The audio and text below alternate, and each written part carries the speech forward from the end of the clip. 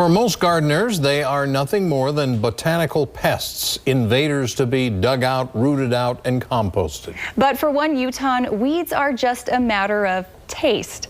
Photojournalist Peter Rosen has the story. Carrots, tomatoes, Mike Woods, herbs like dill and basil. small garden, So in your garden, you grow weeds has weeds I grow weeds in my garden because Wood planted them there. on purpose. on purpose.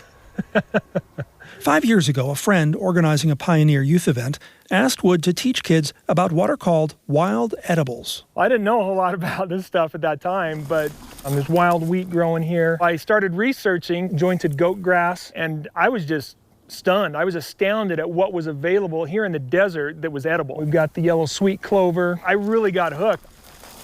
Now a stroll across an empty lot yields This is often referred to as poor man's pepper. a spice.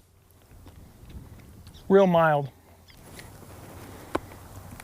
A few wild grass seeds And just a hard, crunchy little snack. Prickly pear cactus is one that you'll find that in the grocery stores. and something Just under the ground somewhere there is the bulb. the Utah pioneers dug up. It was winter and they were starving, and some of the natives took pity on them and came out and showed them how to find these sago lily bulbs. I would pull that out, And now, so he doesn't have to forage far from home, like that one there and this one.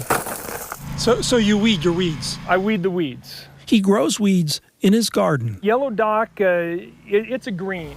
It's a sourness to it. And mallow, it can be used as a green in a salad or on sandwiches. This is broadleaf plantain. It's a medicinal and an edible plant. I was coming home from church one Sunday and saw some wild spinach on the side of the road. And all of this came from that one plant that I let go to seed last year. So I put it in salads, I put it on sandwiches, and we're just gonna put those into the pan.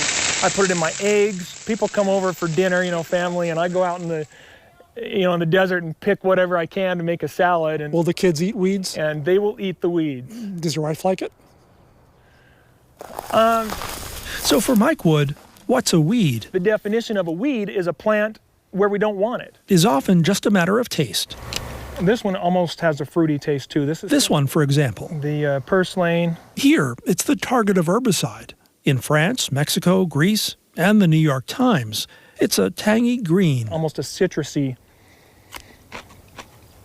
flavor to it. All of these things that we call weeds, as you get to know them and recognize their value, the value for your body, you don't see them as a weed. There we go. One man's weeds are another man's lunch.